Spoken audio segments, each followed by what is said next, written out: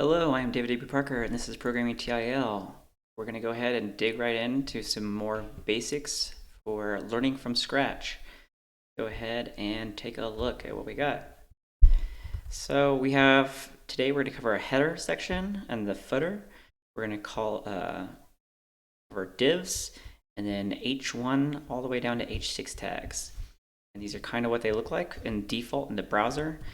If I had it at 100%, it would be down this. I have it zoomed in for you guys, but we're going to talk about styling these and these different tags. So take a look at our code.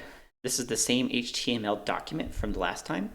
And as you recall, we just have this document open in our browser. We're not running any kind of servers or anything, and this is just a local file running in Chrome. So the first thing is as you recall, we have our body element, which is where most of the content is displayed. So we have a header section. What does that mean? It means it's a header tag. So it has an open bracket, header, and then close bracket. Content lives within it. And then it has a close tag. So same thing, bracket, / header, and then the bracket again. Let's take a look at the MD in documents and what they say about header. It says it represents introductory content, typically a group of introductory or navigational aids. It may contain some heading elements, but also a logo, a search form, an author name, and other elements. So yeah, this is where you would typically go ahead and you would put your navigation up here. You might have a little button that may be hidden on tab that says jump to content, and that's for people who are using screen readers. And then you may have a search bar and all sorts of typical navigation things. So you would see this in their MDN documents. This is probably residing within a header, and we can actually inspect their source and see if they are actually doing that. So in fact they are. So you could see here's their body, and they have a div, UL, div, and then a header. And it might be kind of hard for you to see because of, let me zoom that in a little bit. So you could see there's their body tag, and all the way down here is this header. In the headers, you can see the highlighted section at the very top. That's all the header. So that is a very, very common use case for the header because that is what it's supposed to use. A logo, there's a logo. Search form, here's a search form. Navigation. So that's it. So header, nice and simple. Next down below, we have a main section. And what does it say about main? It represents the dominant content of the body. Consists of content that is directly related to or expands upon the central topic of a document or the central functionality of an app. So there you go. This is where I went ahead and put in some of my content. So you see I have a main here, and then I have a div, which we'll get to. And then I have a bunch of tags, and then another div. And then we have the end main. So as you recall, each of these tags has a bracket, main, close bracket. And then at the bottom, you're going to remember to close it, meaning we have a /. And that allows things like VS Code, if you recall our text editor, to do things like this, where we can collapse it and you can see just the elements that you want to see. So I can close the header because we're not using the header right now. I'm not looking at it. So let's go ahead and take a look real quick at that div. Div is a generic container for flow content. It has no effect on the content or layout until styled, which we'll get to, styles. And styling is directly applied to it or some kind of layout model like flexblocks. So these divs that you see here in our content, this div and then this inner div, don't actually do anything in terms of layout or display. It's strictly to hold more content. And so I just wanted to show that off so you could see. Then inside, you could see here I have h1 with the open brackets and close. Same thing with h2, all the way down to 6. And then inside this other div, we have another h2. Let's take a look at each of those really quick.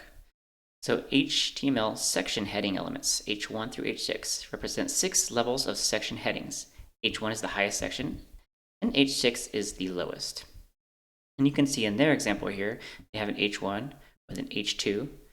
And inside the h2, they have two different h3s, as well as an h4 in the first h3 and 2 h4s in the second one. So in our document here, you could go ahead and we could have h1, and you could see these aren't actually inside of the h1. It's it's on its own line. It's just the way they indented it is kind of interesting.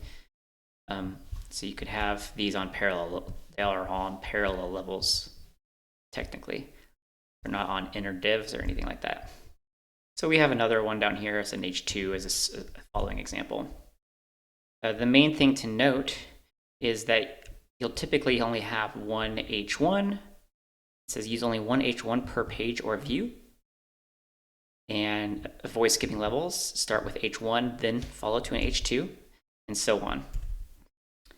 Using more than one H1 will not result in error, but is not best practice and will injure you for SEO. SEO for you beginners is search engine optimization, and that's for things like Google, Yahoo, Bing, who are trying to find your content. And while HTML5 allows H1 per section heading, it's not considered best practice. So that's what the H tags are doing. And so we have this div, we have 6 different H tags, and then we have an inner div inside of this div, and inside of that div we have another H2. And this is what our content looks like so far with all of that. And then finally we have the footer. And let's take a look at what the footer says. A footer element represents a footer for the nearest section content or section root. A footer typically contains information about the author of the section, copyright data, or links to related documents. So in their example here, they have a footer that has a copyright from Gandalf, and that's what this little styled area is here on the blue. In ours, we're just saying this is the footer.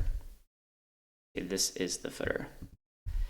And you'll see on any given website, let's scroll down to theirs, this whole big black area is probably within their footer. Again, it's got corresponding links. Let's go ahead and look. Yep.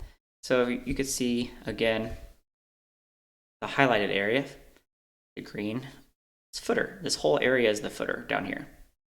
So it has navigation to learning, to their Twitter account and GitHub account, to about, contact, their Instagram and Twitter, etc., privacy, cookies. So very common use of footer and appropriately used as well. So that's it for this episode. We're going to keep keeping these short so you don't get a little overwhelmed as you're learning to code from scratch. And hopefully this is helpful to you. We'll continue to dive into a few more HTML tags. We will get into some stylings. I'm going to do a brief introduction to Git and GitHub, and we'll continue on. If you found this useful, I'd love it if you went ahead and subscribed and liked. I would also love your support via Patreon or buy me a coffee. Thank you. Bye.